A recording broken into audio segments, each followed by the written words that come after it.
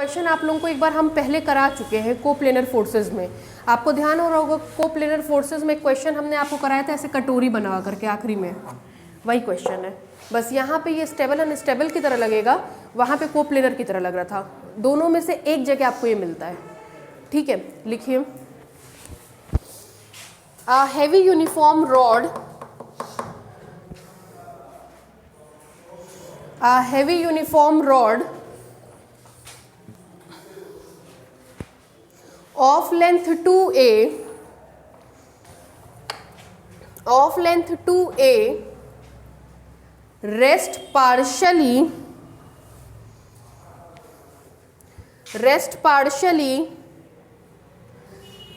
within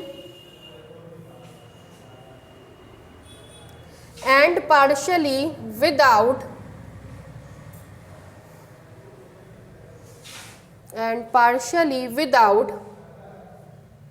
a fixed smooth hemisphere, a fixed smooth hemisphere bowl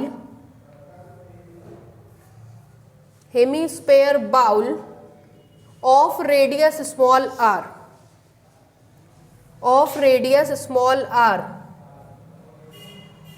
full stop.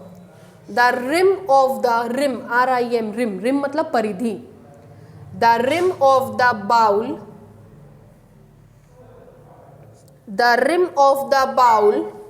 is horizontal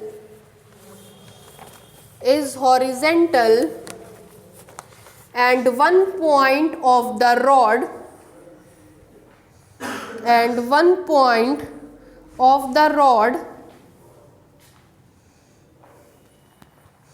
is in contact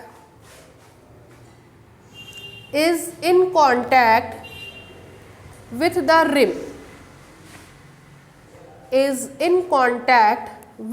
rim, full stop. If theta be the inclination of rod,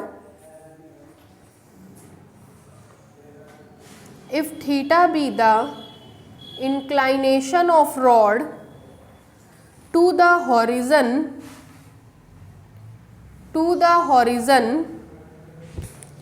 then show that 2r cos 2 theta is equal to a cos theta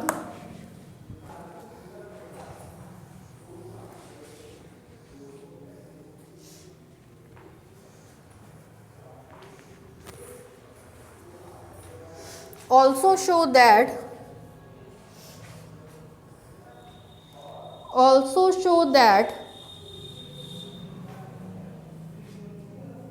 the equilibrium of rod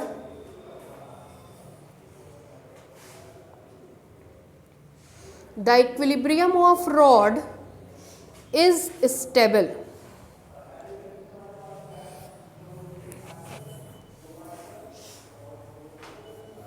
ठीक है, question अब हम समझा रहे, बहुत ध्यान से इत्मीनान से समझिए। ठीक है, आज बस यही पढ़ा के कहीं ख़त्म करेंगे।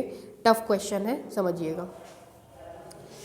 हम आपको पहले की कुछ बात याद दिला रहे हैं। एक बार हमने आपको एक क्वेश्चन कराया था, कहा था कि एक वर्टिकल वॉल है और उसके सहारे ऐसे एक रॉड रखी गई है। याद आ रहा है? अभी परसों नरसों ही बताए थे। इसमें हमने आपसे कहा था कि आपको जो स्टेबिलिटी इक्विलिब्रियम दिखाना है वो कैसा दिखाना है? अनस्टेबल।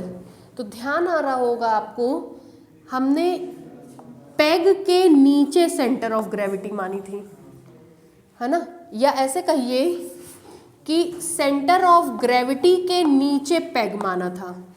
उससे हम आपको क्या समझाए थे कि एक हिस्सा यहाँ पे पिन कर दिया गया, एक हिस्सा यहाँ पिन कर दिया गया। चूंकि ऊपर वाला हिस्सा भारी है तो वो गिर जाएगी। मतलब अगर तस्वीर ऐसे लगी है, यहाँ से एक बाइंड अप हो गई, सेंटर ऑफ ग्रेविटी यहाँ है, एक हिस्सा यहाँ नीचे से बाइंड अप होगा तो ऊपर का भार ज़्यादा होगा, लटक के गिर जाएगी। ठीक, जब गिर जाएगी तो कैसा इक्विलिब्रियम होगा? अनस्टेबल। तो हमने आपसे कहा था अगर यही चीज़ स्टेबल दिखानी होती तो ये हम यहाँ की बजाय यहाँ बनाए होते। ठीक, उससे क्या होता कि अगर ये पेंटिंग ऐसे लटक रही है, ये सेंटर ऑफ ग्रेविटी है, हम यहाँ से बांधेंगे तो पेंटिंग चाह करके भी नहीं गिरेगी, क्योंकि यहाँ से बनने पर ऊपर वाला हिस्सा इतना ही बचेगा तो वो पेंटिंग लटकी लेगी, बाहर ले लेगी। लेकिन अगर यहाँ डोरी से बांधेंगे, ऊपर वाला हिस्सा ज़्यादा रहेगा, पेंटिंग गिर जाएगी। ठीक, ये बात हमने आपको बताई थी। आप यही चीज़ इसमें समझिए। क्या कह रहा है? कह रहा है, अपने दिमाग में एज्यूम करते चलिए एक कटोरी है, बाउल, ठीक, उसके अंदर एक रॉड को रखा गया है। ठीक, तो देखिए कैसे कैसे रख सकते हैं। ये हमारा बाउल कटोरी हो गई, जो एक शब्द ले रहा है बार बार, रिम। रिम मतलब ये परिधि, रिम। ठीक, कह रहा है इस कटोरी के अंदर एक रॉड रखा गया है। क्या क्या सर्कमस्टांसेस हो सकते हैं, सोचिए। एक तो आप रॉड को ऐसे मतलब रॉड रखा भी ऐसे गया है कि पार्शली आउटसाइड है, पार्शली इनसाइड है, आधी अंदर है, मतलब पार्शली मतलब कुछ हिस्सा, आधा भी कहना ठीक नहीं होगा, कुछ हिस्सा बाहर है और कुछ हिस्सा अंदर है। मान लीजिए यहाँ से ये पूरी रॉड है मेरी, रखें या तो ऐसे रखेंगे, और घिसका के रखेंगे तो ऐसे रखेंगे, और घिसका के रखेंगे तो ऐसे रखेंगे, और घिसका के रखेंगे तो ऐसे रखेंगे। मतलब कंडीशन क्या होगी? हो सकता है अंदर वाला हिस्सा ज़्यादा हो, बाहर वाला कम हो सकता है अंदर वाला हिस्सा इतना ही हो, बाहर वाला इतना हो सकता है अंदर वाला हिस्सा बहुत कम हो और बाहर वाला हिस्सा बहुत ज़्यादा हो। अब सोचिए, आपने एक कटोरी में एक कलम को रखा, पेन को रखा, जब बाहर वाला हिस्सा ज़्यादा होगा तो गिर जाएगा, कटोरी डिसबैलेंस होकर के गिर जाएगी। डिस्पोजेबल कटोरी लेते हैं, कई बार उसमें आप क्या करते हैं, बड़ी चम्मच डाल देते हैं या स्टील की चम्मच डाल दीजिए, बाहर खूब लंबी डंडी रहती है, तुरंत चम्मच गिर जाती है, कटोरी पलट जाती है। कभी फील किया ये चीज़, है ना? तो वो अगर पलट गया तो अनस्टेबल। हम लोग को कौन सा इक्विलिब्रियम दिखाना है? स्टेबल। तो स्टेबल क्या होगा? मतलब वो पलटे ना। कब नहीं पलटेगा? जब चम्मच का अधिक हिस्सा अंदर होगा, थोड़ा हिस्सा बाहर होगा। तो अब अगर हम रॉड बनाएंगे तो ऐसे बना रहे हैं, अधिक हिस्सा अंदर रख रहे हैं, थोड़ा हिस्सा बाहर रख रहे हैं, ये हमारी रॉड हो गई। क्यों? क्योंकि इक्विलिब्रियम कैसा था? स्टेबल था। कह रहा है रॉड का पार्शियल हिस्सा अंदर है, पार्शियल हिस्सा आउटसाइड है। साथ ही साथ पढ़िए, रॉड का एक पॉइंट उसके रिम पे कांटेक्ट कर रहा है, तो रिम पे कांटेक्ट कर रहा है, यही वो हिस्सा है जो कहाँ कांटेक्ट कर रहा है? रिम पर। ठीक, इतनी बातें क्लियर है। अब देखिए, heavy uniform rod of length 2a, मान ले रहे हैं ये रॉड की जो लंबाई है AB कितनी है? 2a है। ठीक, आगे कह रहा है rest partly within and partly without a fixed smooth hemisphere bowl of radius r। इस हेमीस्फेरिकल बाउल की जो रेडियस है वो कितनी है? r। उसमें कुछ हिस्सा, आंशिक हिस्सा अंदर है और आंशिक हिस्सा बाहर है। क्यों हमने ऐसे बनाया वो हमने आपको रीज़न बता दिया। ठीक, आगे देखिए, इसकी सेंटर ऑफ ग्रेविटी रही होगी, मिड पॉइंट पे काम करेगी। ये रहा सेंटर ऑफ ग्रेविटी G, जो इसके मिड पॉइंट पे काम करेगी, इस पे इसका सारा भार लटकेगा।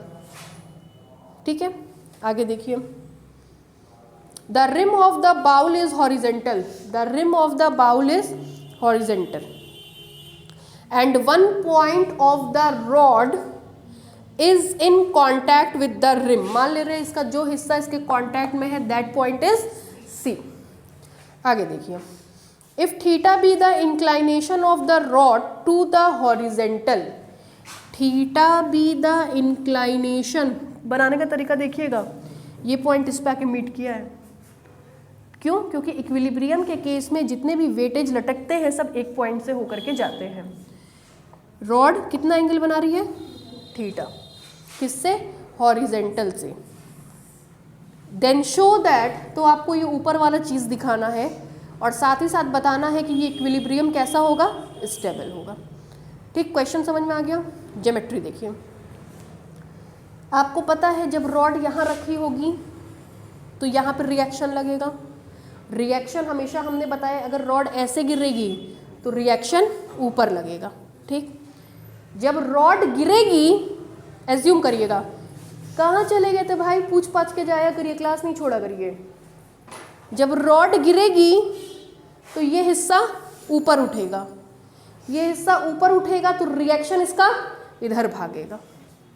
रिएक्शन हमेशा टेंजेंट के 90 डिग्री पे होता है। रिएक्शन हमेशा टेंजेंट के 90 डिग्री पे होता है। अगर हमने यहाँ टेंजेंट ड्रॉ किया तो ये उसके 90 पे लगेगा। क्लियर है? अब हम रिएक्शंस बना रहे हैं, ध्यान दीजिएगा भाई। सबसे पहला रिएक्शन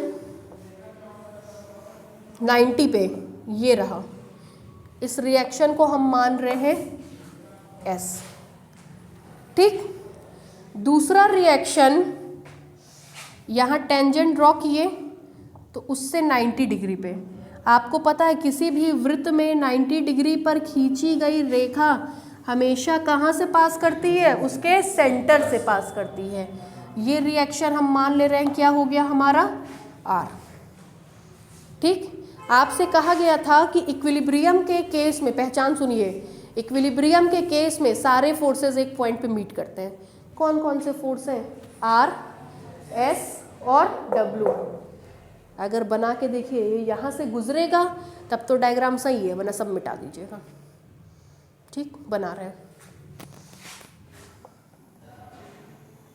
नहीं गुजरा, क्या करें, और शिफ्ट करेंगे। ये हम क्यों मिटा के आपको दिखाते हैं, क्योंकि हमने क्या नोटिस किया, एक टीचर परफेक्ट डायग्राम बना देता है, बारीकी नहीं बताता है। ठीक, उनको लगता है बस बन गया, वो भी बस बना लिया, और एग्जाम में 100% हम गारंटी लेते हैं कि उसका गलत होता है। अब जब मेरा गलत होगा ना, तो आपके दिमाग में रहेगा मैम का गलत हुआ था, तो हमको सही चीज़ बनानी है, इसलिए हम आपको ये बारीकी दिखा रहे हैं। ये देखिए, ठीक, ये पॉइंट क्या होगा, सेंटर ऑफ ग्रेविटी। इस पे इसका सारा वेट हैंग करेगा, W।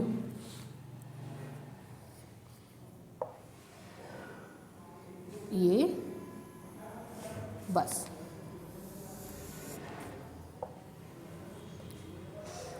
ठीक है। अब ये परफेक्ट डायग्राम है आपका, सब चीज़ें एक पॉइंट पे मीट कर रही हैं। इस पॉइंट को हम नाम दे रहे हैं O डैश का। अगर आपका डायग्राम सही नहीं बनेगा तो ज्योमेट्री सही नहीं आएगी, ये हम अभी बता रहे हैं। ज्योमेट्री सही आने का मतलब, आप अक्सर कहते हो ना, ये ट्रायंगल ले लिया, साइन निकाला, कॉस निकाला, वो हमेशा गड़बड़ाएगा। ठीक है, क्लियर हो गया कैसे बनाए हैं, सब चीज़ ठीक है। अब देखिए, जरा ध्यान दीजिएगा, बनाइए इतना, फिर गंदगी करेंगे इसमें। रिएक्शन हमेशा कितने डिग्री पे काम करता है, 90 डिग्री पे। यहाँ पे 90 का मतलब क्या हो गया, टेंजेंट ड्रॉ किए, ये पॉइंट के 90, टेंजेंट के 90। किसी भी वृत्त में टेंजेंट के 90 वाली लाइन हमेशा कहाँ से होके गुजरती है, सेंटर से। वृत्त का नियम है, वृत्त में किसी भी पॉइंट पे टेंजेंट ड्रॉ करिए, उस पे 90 डिग्री वाली जो रेखा होगी हमेशा उसके सेंटर से होके गुजरेगी। हाँ, तो ये टेंजेंट है, तो ये हमेशा अगर 90 डिग्री पे, तो कहाँ से होके गुजरेगी, उसके सेंटर से। ये थीटा क्या चीज़, अगर ये टेंजेंट है तो इसका 90 अगर आप नीचे से बनाओगे तो 90 रहेगा कहाँ, इस रेखा के 90 डिग्री पे आपको लाइन खींचनी है, तो मेरे हिसाब से इस रेखा के 90 यही आ रहा है। अगर आप नीचे से मान लीजिए इसको बनाएंगे तो ये 90 हुआ कहाँ, 30 डिग्री हुआ, क्योंकि हमको ये 45 लगभग लग रहा है। बनाइए,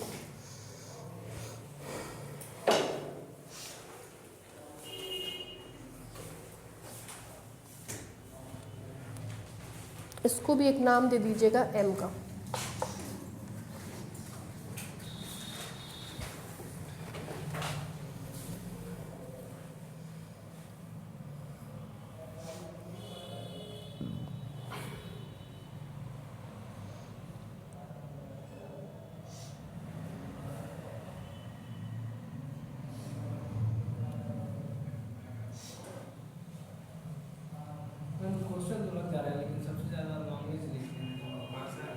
लैंग्वेज क्यों, देखिए लैंग्वेज रटिए मत, जो आप डायग्राम बना रहे हैं, जो समझ रहे हैं, बस वही लिखिए।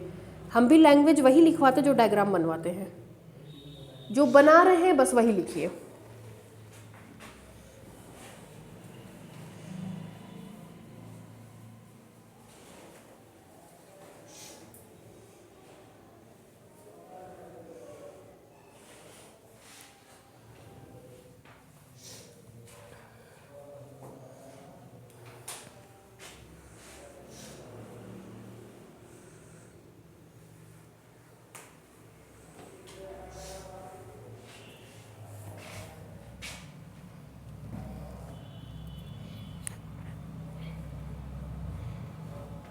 ए बी की लंबाई कितनी है? 2a। आधा कितना होगा? ए।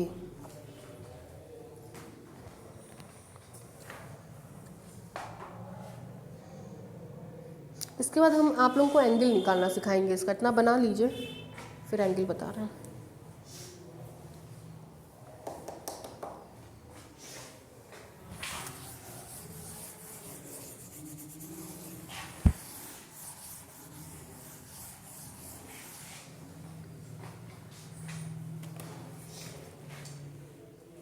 देखिए, आज केमिस्ट्री का क्लास आपका संडे को चल गया था 1.5 घंटा, इसलिए नहीं चला है।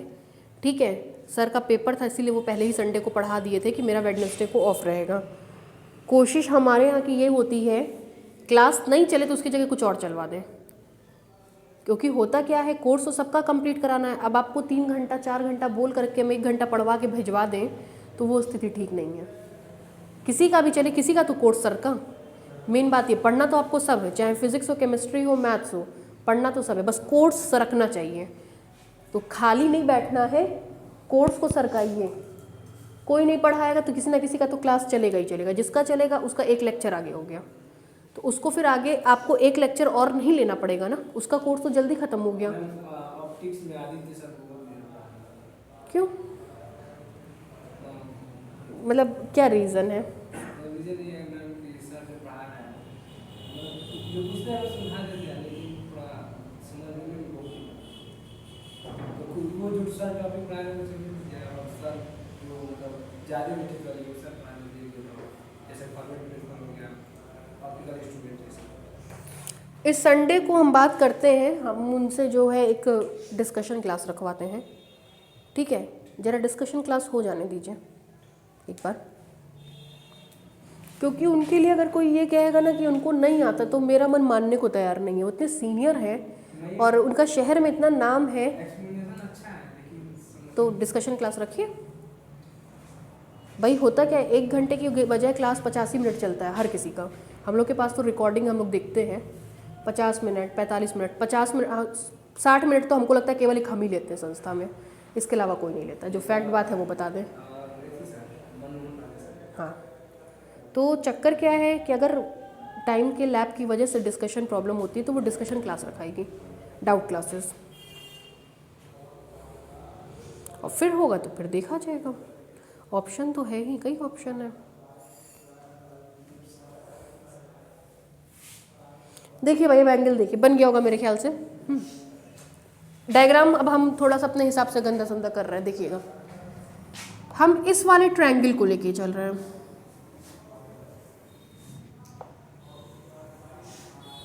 ठीक है, ये हॉरिजेंटल, ये रेखा कट कर रही है। अगर ये एंगल थीटा होगा तो ये एंगल भी कितना होगा? थीटा। क्यों भाई?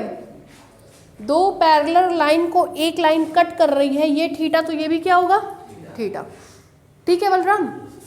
फिर देखिए, अगर हम यहाँ पे एक परपेंडिकुलर ड्रॉ कर दें, या छोड़िए, ये भुजा R, सेंटर से पास होने वाली ये भी भुजा कितनी होगी?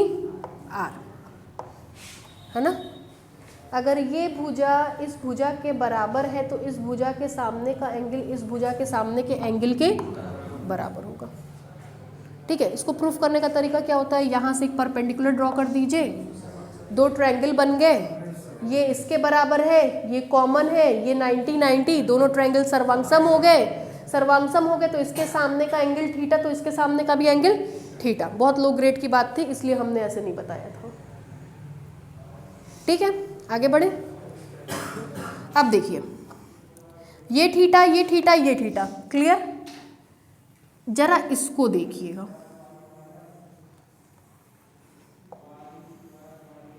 ये कितना एंगल है, ये कितना है, ये कितना होगा 90 माइनस थीटा।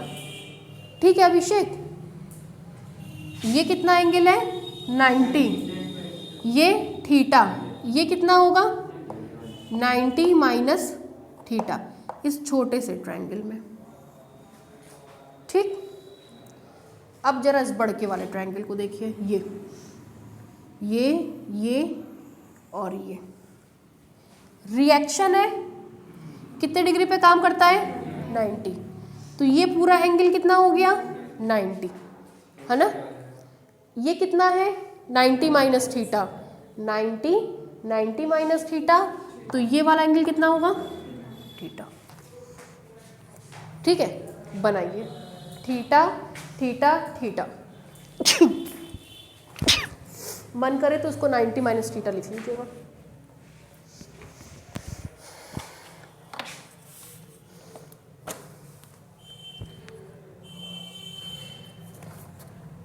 Excuse me.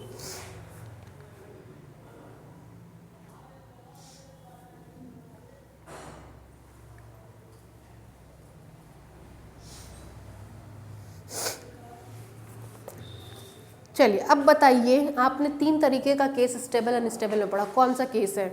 एक के ऊपर एक रखा है, नहीं।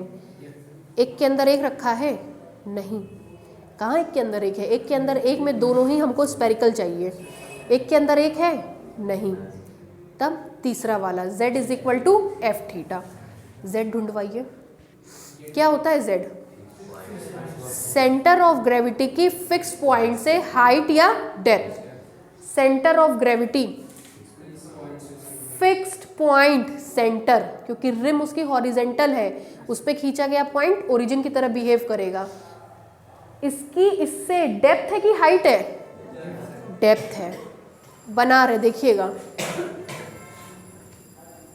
क्या किए, इसकी इससे हाइट या डेप्थ निकालनी थी, तो हमने यहाँ पे एक हॉरिजेंटल लाइन खींच दी, है ना।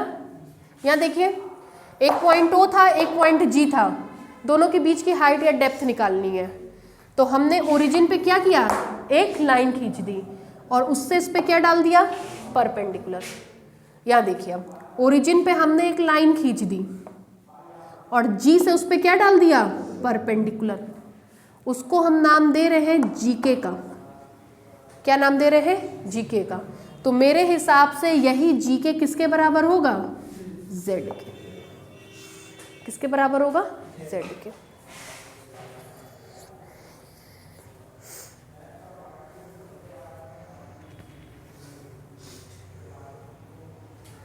ठीक है, लिखवाइए Z बराबर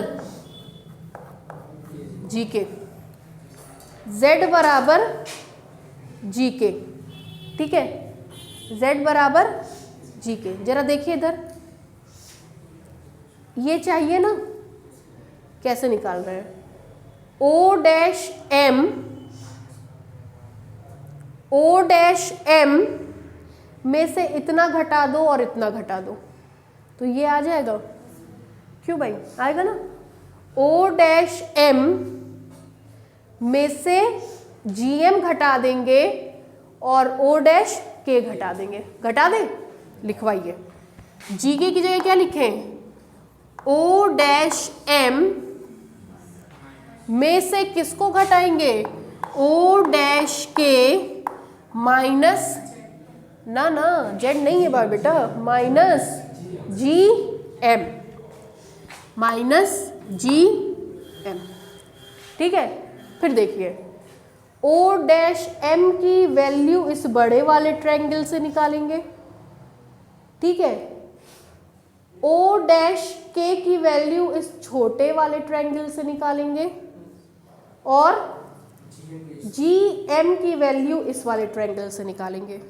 सब फंक्शन ऑफ थीटा आएगा, उसके बाद मैक्सिमा मिनिमा वाली कंडीशन लगाएंगे। ठीक, पहले लिख लीजिए थोड़ा सा, अब लिखिए, लिखिए लेट अस कंसीडर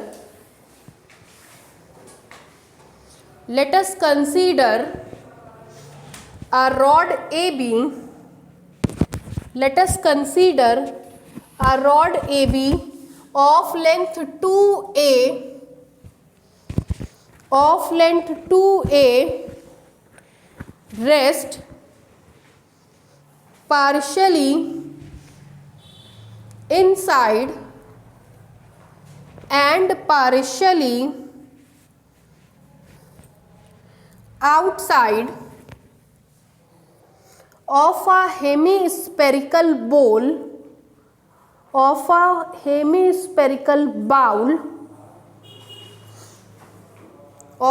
हेमीस्पेरिकल का मतलब स्पेयर को काटा गया है ना, of a hemispherical bowl of radius small r,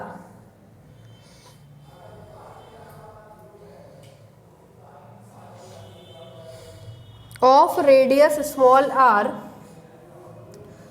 such that C be the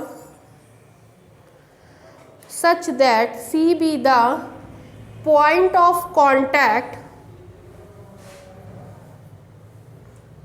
of the rod to the rim of the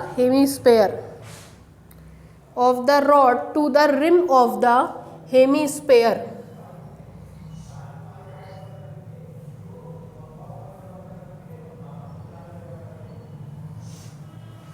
full stop.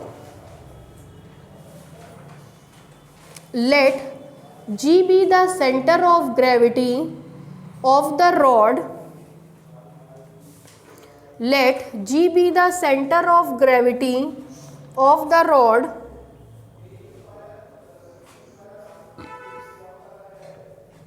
such that the